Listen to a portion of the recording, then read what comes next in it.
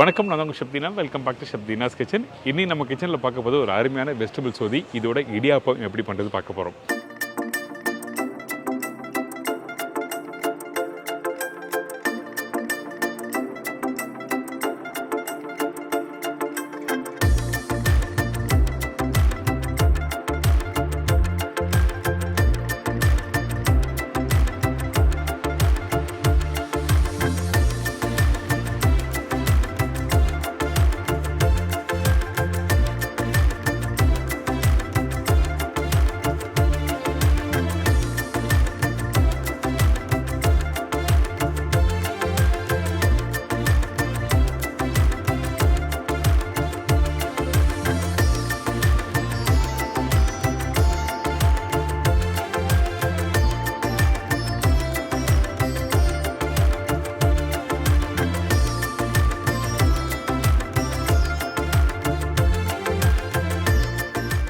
இந்த வெஜிடபிள் சோதி அப்படியே கேரளாவில் பார்த்தீங்கன்னா வெஜிடபிள் ஸ்டூ சொல்லுவாங்க. அங்கே வெறும் தேங்காய் பால், கொஞ்சம் கேரட் பீன்ஸு, கொஞ்சம் இஞ்சி, பச்சை மிளகாய் இதெல்லாம் போட்டு நல்லா குக் பண்ணியிருப்பாங்க.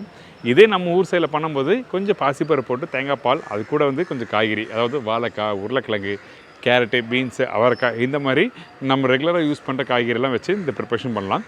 ஸோ இந்த ரெசிபி ஆக்சுவலாக அதாவது இந்த காய்கறி சொதி எந்த மாதிரி ப்ரிப்பரேஷன் தொட்டு சாப்பிட்டா ரொம்ப நல்லாயிருக்குன்னு கேட்டிங்கன்னா, இடியாப்பம், அதாவது இப்போ பண்ணுறோம் பார்த்தீங்களா இந்த இடியாப்பம் மாதிரி ஆப்பம், கல் தோசை, செட் தோசை, இந்த மாதிரி ரெசிபிக்கெலாம் அருமையாக இருக்கும் இந்த வெஜிடபிள் சோதி. கண்டிப்பாக ட்ரை பண்ணி பாருங்கள். இப்போ இந்த ரெசிபிக்கு தேவையான பொருட்கள் என்னென்னு பார்த்தலாமா? வெஜிடபிள் சோதிக்கு தேவையான பொருட்கள்: மிக்ஸ் வெஜிடபிள் 1 பவுல், பாசிப்பருப்பு 4 டேபிள் ஸ்பூன், மீடியம் சைஸ் தேங்காய் 1/2 மூடி, வெங்காயம் 1 நம்பர், பச்சை மிளகாய் 5லேருந்து 6 நம்பர், இஞ்சி 20 கிராம், எலுமிச்சப்பழம் சாறு ஃபியூ ட்ராப், கடுகு 1/4 டீஸ்பூன், கருவேப்பிலை சிறிதளவு, கொத்தமல்லி தேவையான அளவு, உப்பு டு டேஸ்ட், ஆயில் சமைக்கிறதுக்கு தேவையான அளவு. இதாங்க இந்த ரெசிபிக்கு தேவையான பொருட்கள். இந்த வெஜிடபிள் சோதி பண்ணும்போது நம்ம என்ன பண்ணுறோம்னா, நம்ம சேனல் ஆல்ரெடி பண்ணியிருக்கோம். பட் அதில் என்ன பண்ணியிருக்கேன்னா, காய்கறி வேக வச்சு இதில் போட்டிருப்பேன். ஆனால் இன்றைக்கி நம்ம என்ன பண்ணுறோம் கேட்டிங்கன்னா, ரொம்ப ஈஸியாக சட்டுன்னு ரெசிபி எப்படி பண்ணுறதுன்னு சொல்லிட்டு நம்ம பார்க்க போகிறோம். அதே டைமில் நல்லா டேஸ்ட்டாக. அதனால் இந்த மண்சட்டியில் கொஞ்சம் எண்ணெய் ஊற்றிருக்கேன். இந்த எண்ணெய் சூடான பிறகு கடுகு போடுங்க. கடுகு நல்லா பொரிஞ்சு வர டைமில் பொடிசாக கட் பண்ணி வச்சுருக்க வெங்காயம்,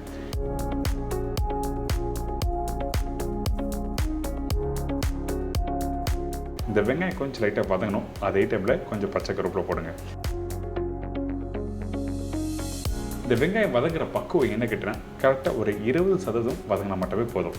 அதுக்கு பிறகு நம்ம கட் பண்ணி வச்சுருக்க இந்த மிக்ஸ் வெஜிடபிள், அதாவது என்னென்ன காய்கறி கேட்டிங்கன்னா, கேரட், பீன்ஸ், அவரைக்காய், உருளைக்கிழங்கு, வாழைக்காய், இந்த மாதிரி காய்கறி எல்லாமே நான் போட்டிருக்கேன்.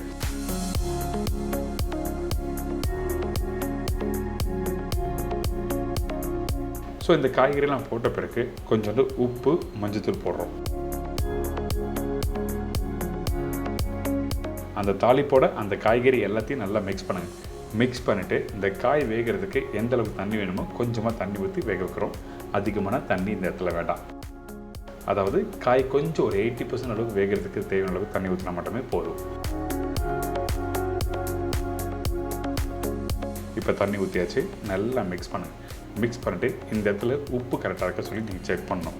அதுக்கு பிறகு நம்ம என்ன பண்ணுறோம்னா, ஒரு மூடி போட்டு காய் வேகட்டு சொல்லி விட்டுருங்க. சைடில் நம்ம என்ன பண்ணுறோம் கேட்டிங்கன்னா, நம்மக்கிட்ட இருக்க இந்த பச்சை மிளகாய், அதுக்கு பிறகு இஞ்சி இந்த மாதிரி தின் ஸ்லைஸில் கட் பண்ணியிருக்கேன். அதாவது 20 கிராம். இஞ்சி அதிகமாக போனாலும் நல்லா இருக்காது, அதனால தான் 20 கிராம் மென்ஷன் பண்ணியிருக்கோம்.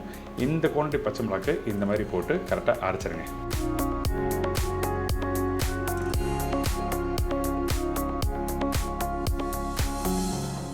இப்போ பாருங்கள், இந்த இஞ்சி பச்சை மிளகாய் இந்த மாதிரி அரைச்சிக்கலாம். இல்லை கொஞ்சம் குறைக்குறோம் வேணாலும் அரைச்சிக்கலாம், ஒன்றும் தவறு எதுவுமே இல்லை. இப்போ பார்த்தீங்கன்னா இந்த காய்கறி ஆல்மோஸ்ட் 50 to 60% அளவுக்கு நல்லா வெந்திருக்கு. இந்த மாதிரி வெந்த பிறகு தான் நம்ம என்ன பண்ணுறோம் கேட்டிங்கன்னா, அந்த பச்சை மிளகாய் இஞ்சி பேஸ்ட்டும் போட போகிறோம். அதுக்கு முன்னாடி நம்ம கையில் இருக்க இந்த வாழைக்காய், கேரட் பாருங்கள் கரெக்டாக இந்த மாதிரி வெந்திருக்கணும். கொஞ்சம் ஓவர் குக் பண்ணாலும் என்ன கேட்டால் இந்த ப்ரிப்பரேஷன் முடித்த பிறகு காய்கறிலாம் மேஷ் ஆகிருக்கும். அந்த மாதிரி இருந்தால் சாப்பிட பிடிக்காது. அதனால தான் இந்த மாதிரி பக்குவத்தில் வெந்த பிறகு அரைச்சி வச்சுருக்க இந்த பச்சை மிளகாவும் கொஞ்சம் இஞ்சியும் போட்டு நல்லா மிக்ஸ் பண்ணி கொதிக்க விடுறோம். கொஞ்சம் லைட்டாக கொதித்து வர டைமில் நம்ம என்ன பண்ணுறோம், 4 டேபிள் ஸ்பூன் பாசிப்பருப்பு சொன்ன பார்த்தீங்களா, அந்த பாசிப்பருப்பை இதில் போட்டு குக் பண்ண ஆரம்பிக்கிறோம். நல்லா வேக வச்ச பருப்பை இதில் போடணும். கொஞ்சோண்டு மஞ்சத்தூள் போட்டு நல்லா வேக வச்சுக்கோங்க. இப்போ இந்த பாசிப்பருப்பும் போட்டாச்சு. இதை நல்லா மிக்ஸ் பண்ணுங்கள். நல்லா கொதிக்கட்டும். கொதிக்கிற டைமில் கொஞ்சம் லைட்டாக கெட்டியாகும். அதுக்கு பிறகு நம்ம என்ன பண்ணுறோன்னா இதில் தேங்காய் பால் போட போகிறோம். அதுக்கு முன்னாடி இந்த காயெல்லாம் நல்லா வெந்துடணும். இப்போ பாருங்கள், அதே டைமில் அந்த பருப்பு போட்ட பிறகு இந்த மாதிரி டெக்ஸ்சர் வந்துடணும் கொஞ்சம் கெட்டியாக. அதுக்கு பிறகு நம்ம என்ன பண்ணுறோம், அரை மூடி மீடியம் சைஸ் தேங்காய் எடுத்து நம்ம பொடிசாக கட் பண்ணி இந்த மாதிரி தேங்காய் பால் எடுத்து ஊற்றிருக்கேன். தேங்காய் பால் வந்து 2 விதமாக யூஸ் பண்ணாங்க. ஒன்று காய்கறி வந்து வேக வைக்கும் போது, அதாவது 2வது பால் ஊற்றி வேக வைப்பாங்க. நம்ம அப்படி பண்ணால் ரொம்ப டைம் எடுக்கும். அதனால் நம்ம என்ன பண்ணுறோன்னா திக்கான தேங்காய் பால் இதில் ஊற்றி குக் பண்ண ஆரம்பிக்கிறோம். அதே டைமில் இந்த மாதிரி திக்கான தேங்காய் பால் ஊற்றி ரொம்ப நேரம் கொதிக்க விடக்கூடாது. 2 கொதி விட்டு ஏற்கனவே போதும்.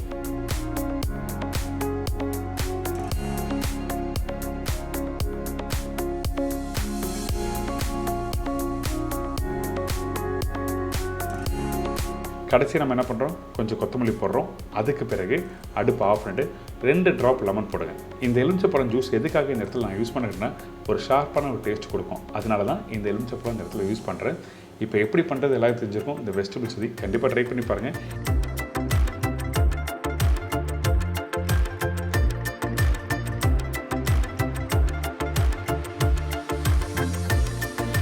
இதோட ஒரு அருமையான இடியாப்பம் எப்படி பண்ணுறது. இடியாப்பம் நல்லா சாஃப்டாக ஒரு சூப்பரான ஸ்டைலில் பண்ண போகிறோம். இப்போ இந்த இடியாப்பத்துக்கு தேவையான பொருட்கள் பார்த்தலாமா. பச்சரிசி 1 கப்பு, இட்லி அரிசி 1 கப்பு, உப்பு தேவையான அளவு. இதுதாங்க இந்த ரெசிபிக்கு தேவையான பொருட்கள். ஃபஸ்ட்டு நம்ம என்ன பண்ண போகிறோம்னா இந்த இடியாப்பத்துக்கு நம்மக்கிட்ட இருக்க இந்த பச்சை அரிசி, இந்த பச்சை அரிசியும் இட்லி அரிசியும் போட்டிருக்கேன். இந்த பச்சை அரிசியும் இட்லி அரிசியும் ரெண்டும் ஒரே அளவாக இருக்கணும். நீங்கள் 1 கிலோ எடுத்துக்கலாம், இல்லை 2 கிலோ எடுத்துக்கலாம். ஆனால் எந்த அளவுக்கு பச்சை அரிசி போடுறீங்களோ அதே அளவுக்கு இந்த இட்லி அரிசி போட்டுக்கணும். சரிங்களா? இந்த அரிசியில் மாற்றம் இருக்கக்கூடாது, ரொம்ப இம்பார்ட்டன்ட். ஏங்கிட்டனா சில பேர் வந்து புழுங்கல் அரிசி போடலாம், இல்லை வேறு எதுனா சாப்பாட்டு அரிசி போடலாம்னு சொல்லி கேட்பீங்க. அப்படி போட்டுனா உங்களுக்கு இடியாப்பம் நல்லா சாஃப்டாக வராது. அதனால தான் இது என்னோடய மெத்தட், என்னோடய ஸ்டைல் ரொம்ப நாளாக ஃபாலோ பண்ணுறேன். அதனால தான் உங்களுக்கு விளக்கமாக சொல்கிறேன். இப்போ இந்த அரிசியை நல்லா ஊற வைக்கிறோம். இந்த ஊற வைக்கிற பக்கம் என்னன்னா குறைஞ்சபட்சம் ஒரு 3 மணி நேரம் நல்லா ஊற வச்சுருங்க. அதுக்கு பிறகு வாஷ் பண்ணி எடுத்திங்கன்னா இந்த மாதிரி அரிசி ரெடியாக இருக்கும். இதுக்கு பிறகு நம்ம என்ன பண்ணுறோம்னா இந்த அரிசியை நல்லா காய வைக்கணும். கொஞ்சம் ஈரப்பதத்தோடு எடுத்து போய் மாவு அரைக்கக்கூடாது. நல்லா காய வச்ச அரிசி நல்லா ட்ரையாக இருக்கணும். அதுக்கு பிறகு தான் நம்ம எடுத்து போய் மாவு மிஷினில் கொடுத்து நல்லா அரைக்கணும். நீங்கள் வீட்டில் அரைக்கலாமான்னு கேட்டிங்கன்னா கண்டிப்பாக அரைக்கலாம். நல்லா மிக்ஸியாக இருந்ததுன்னா கண்டிப்பாக நீங்கள் அரைச்சி யூஸ் பண்ணலாம். இப்போ பாருங்கள், மாவு மிஷினில் கொடுத்து அரைச்சி ரெடி பண்ணி வச்சுருக்கேன். மாவு அரைக்கிற பக்கம் இடியாப்பம் மாவு சொல்லி நீங்கள் அரைச்சிங்கன்னா நல்லா சாஃப்டாக அரைச்சி கொடுத்துருவாங்க. இதுக்கு பிறகு நம்ம என்ன பண்ணுறோன்னா நீங்கள் தேவையான அளவுக்கு மாவு எடுத்துருப்பீங்கல்ல, அதில் தேவையான அளவுக்கு உப்பு போட்டுக்குங்க. அதுக்கு பிறகு கொஞ்சம் வெதுவெதுன்னு இருக்க தண்ணி ஊற்றி மிக்ஸ் பண்ணணும். தண்ணி யூஸ் பண்ணும்போது பச்சை தண்ணி யூஸ் பண்ணுறது, கொஞ்சம் வெதுவெதுன்னு தண்ணி எடுத்து மாவு மிக்ஸ் பண்ணணும்.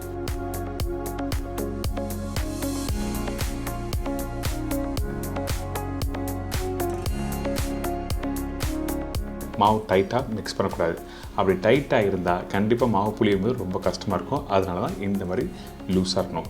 ரொம்ப லூஸாக வேண்டாம், கொஞ்சம் கையில் எடுத்திங்கன்னா அப்படியே சாஃப்டாக மாவு இறங்கணும். அந்த மாதிரி நீங்கள் கரெக்டான பக்குவத்தில் மாவு மிக்ஸ் பண்ணுறீங்க. இதுக்கு பிறகு இந்த மாதிரி இடியாப்ப குழாய் எடுத்துக்கலாம். இந்த மாதிரி இடியாப்ப குழாய் மரக்குழாய் இருந்தால் ரொம்ப ஈஸியாக இருக்கும். அப்படி இல்லாதவங்க நீங்கள் அந்த ஸ்டீலில் வரது யூஸ் பண்ணிக்கலாம். அதுக்கு பிறகு நம்ம என்ன பண்ணுறோம்னா இந்த இடியாப்ப குழாயில் கொஞ்சம் எண்ணெய் அப்ளை பண்ணுறோம்.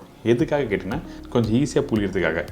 நீங்கள் இந்த இடத்துல எண்ணெய்க்கு பதிலாக தண்ணியும் யூஸ் பண்ணலாம். நீங்கள் வீட்டில் ட்ரை பண்ணி பாருங்கள், எது உங்களுக்கு கம்ஃபர்டபுளாக இருக்கோ அதை யூஸ் பண்ணிக்கலாம்.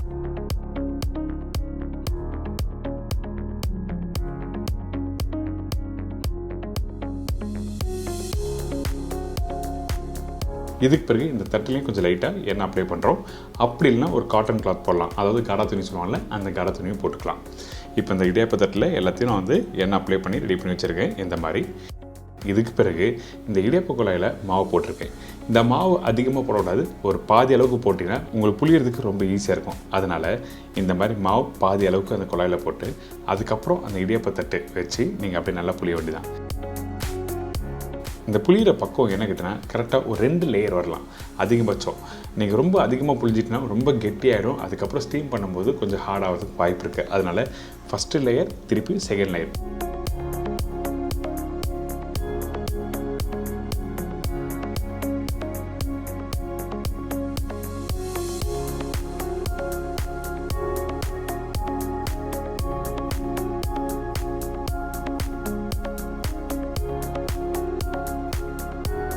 நீங்கள் வீட்டில் இட்லி தட்டு இருந்தாலும் நீங்கள் அதில் பண்ணிக்கலாம், ஒன்றும் தவறு எதுவுமே இல்லை. இப்போ பாருங்கள், தண்ணி நல்லா சூடாக இருக்கும். அதாவது நீங்கள் ஸ்டீம் பண்ணுறதுக்கு முன்னாடி பச்சை தண்ணி வச்சு புளிஞ்ச இடியாப்பத்தை உள்ளே வச்சு பண்ணக்கூடாது. அந்த இட்லி ஸ்டீமில் தண்ணி நல்லா சூடாக இருக்கணும். அதுக்கு பிறகு அந்த இடியாப்பத்தட்டு உள்ளே வச்சு கரெக்டாக ஒரு 4 to 5 மினிட்ஸில் நீங்கள் ஸ்டீம் பண்ணி எடுத்துலாம். அதே டைமில் ரொம்ப ஸ்டீம் பண்ணாலும் ட்ரை ஆகிறது வாய்ப்பு இருக்குது. அதனால் குவான்டிட்டிக்கு ஏற்ற மாதிரி ஒரு 2 நிமிஷம் 3 நிமிஷம் கொஞ்சம் முன்ன பின்ன ஆகும். அதுக்கேற்ற மாதிரி கரெக்டாக ஸ்டீம் பண்ணி எடுத்துருங்க.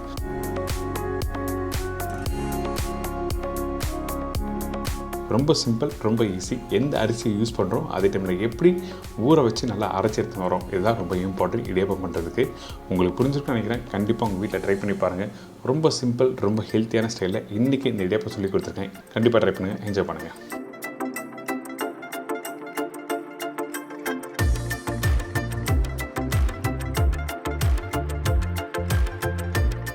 என்னங்க இப்போ இந்த வெஜிடபிள் சொதி எப்படி பண்ணுறது எல்லாம் தெரிஞ்சிருக்கோம்ல, கண்டிப்பாக ட்ரை பண்ணி பாருங்கள். அதே டைமில் இடியாப்பம் நம்ம வீட்டில் நல்லா சாஃப்டாக இடியாப்பம் எப்படி பண்ணுறது சொல்லி விளக்கமாக கொடுத்துருக்கேன். கண்டிப்பாக ட்ரை பண்ணி பாருங்கள். அதே டைமில் இடியாப்பம் எந்த அளவுக்கு குக் பண்ணணும், எப்படி குக் பண்ணணும் சொல்லி வீடியோவில் பார்த்துருப்பீங்க.